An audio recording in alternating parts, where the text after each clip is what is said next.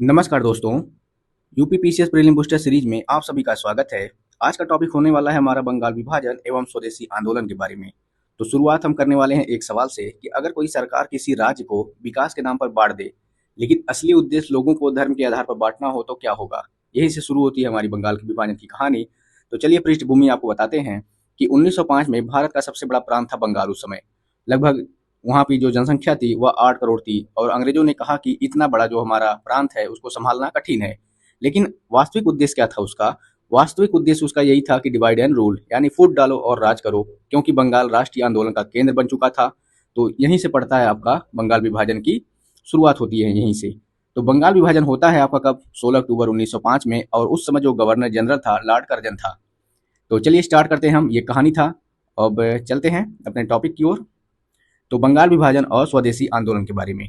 विभाजन से पूर्व बंगाल में पश्चिमी बंगाल, बांग्लादेश, बिहार और उड़ीसा के क्षेत्र शामिल थे। बंगाल विभाजन से पूर्व बंगाल में पश्चिमी बंगाल थे, बांग्लादेश, बिहार और उड़ीसा के क्षेत्र शामिल थे। और जब बटे थे, जब विभाजन हुआ था, तो पश्चिम बंगाल में वह क्षेत्र थे बंगाल, बिहार, उड़ीसा, और राजधानी इसकी बनाई गई थी कलकत्ता में। और जो पूर्वी बंगाल एवं असम को लेकर बनाया गया था, तो उसकी राजधानी थी ढाका। यह मुस्लिम बाहुल क्षेत्र था, तो ये आपको ध्यान देना है। और फिर चलते हैं अपने पॉइंट पे। ये सिर्फ आपको रटना है सिर्फ, ठीक है।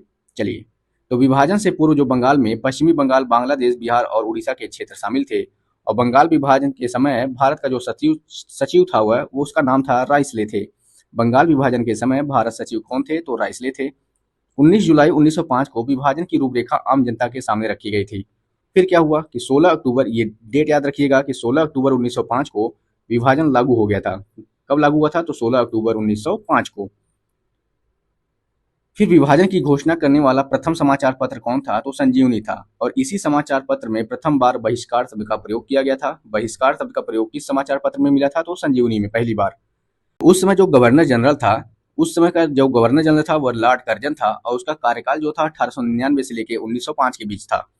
अब हम देखते हैं कि जो स्वदेशी आंदोलन की रूपरेखा थी, जो स्वदेशी आंदोलन की जो घोषणा हुई थी वह कब हुई थी? तो 7 अगस्त 1905 को बंगाल के यानी कलकत्ता में टाउन हॉल में किया गया था। किसकी घोषणा? तो स्वदेशी आंदोलन का। अब हम देखते हैं कि स्वदेशी आंदोलन क्या था। इसके दो मुख्य उद्देश्य थे स्वदेशी आंदोलन के। यही हम देख लेते हैं थोड़ा सा। इस जो स्वदेशी आंदोलन था उसका दो मुख्य उद्देश्य था। क्या था? विदेशी वस्तुओं का बहिष्कार और स्वदेशी वस्तुओं का प्रयोग।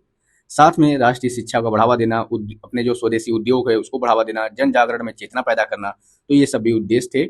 तो इसके जो प्रमुख नेता थे वह कौन थे? बंगाल से तो सुरेंद्र नाथ बनर्जी थे, बिपिन चंद्र पाल थे, अरविंद घोष थे और रविन्द्रनाथ टैगोर जी थे।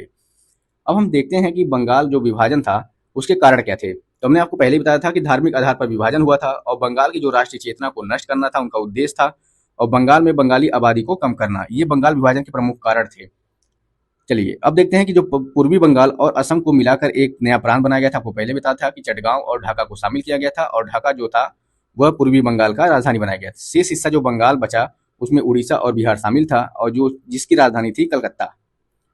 अब आते हैं कि 16 अक्टूबर को शोक दिवस के रूप में मनाया गया। जब बंगाल विभाजन हुआ तो 16 अक्टूबर को ही शोक दिवस के रूप में मनाया गया, और रविन्द्रनाथ टैगोर के कहने पर मजदूरों ने एकता के रूप में उपवास रख एक दूसरे को राखी बांधी। और क्या हुआ? गंगा स्नान किया और विदेशी वस्तुओं का भी बहिष्कार किया, और वंदे मातरम गीत भी गाए सब लोग। जनता की प्रक्रिया क्या थी? तो गंगा स्नान किया, राखी बांधी एक दूसरे को, वंदे मातरम गीत गाए और विदेशी वस्तुओं का बहिष्कार शुरू किया था उसी समय। अब किसी का कथन है कि विभाजन हमारे ऊपर वज्र की भांति गिरा है। तो ये किसका कथन है? तो सुरेंद्र नाथ बनर्जी का। ये याद करिएगा कि विभाजन हमारे ऊपर वज्र की भांति गिरा है। तो ये किसने कहा था? सुरेंद्र नाथ बनर्जी ने। स्वदेशी और बहिष्कार आंदोलन का कांग्रेस द्वारा अनुमोदन किया गया था किस अधिवेशन में? तो बनारस अधिवेशन 1905 में। इसकी अध्यक्षता कौन किया था? आप कमेंट में बताइएगा। और यह एक निर्मम भूल है, यह किसने कहा था? तो गोखले जी ने कहा था। 1905 में के अधिवेशन के अध्यक्ष के रूप में यही थे। चलिए आपका आंसर बता दिया मैंने। तो यह एक निर्मम भूल है, तो किसने कहा था? गोखले ने। 1905 के अधिवेशन के अध्यक्ष यही थे। आगे हमारा है कि स्वदेश बांधव समिति की स्थापना किसने की? तो अश्विनी कुमार दत्त ने। ये फैक्ट आप ध्यान दीजिएगा कि स्वदेश बांधव समिति की स्थापना अश्विनी कुमार दत्त ने किया था। और स्वदेशी आंदोलन का जो नारा था आत्मनिर्भरता, आत्मशक्ति, आत्मनिर्भरता और आत्मशक्ति था। और इस आंदोलन से किसान अलग रहे। किससे? तो स्वदेशी आंदोलन से। पहली बार महिलाओं ने पर्दे से बाहर आकर किसी आंदोलन में भाग लिया था, यानी पहली बार महिलाओं ने भाग लिया किसमें? तो स्वदेशी आंदोलन में। और पहले आपको बता दिया था कि स्वदेशी आंदोलन का नेतृत्व कौन किसने किया था? तो तिलक मुंबई से किए थे, लाला लाजपत राय पंजाब और यूपी में, सर हैदर रजा दिल्ली से, और चिदम्बरम पिल्ले मद्रास में। तो इन्होंने नेतृत्व किया अपने जगह जगह से सब लोग।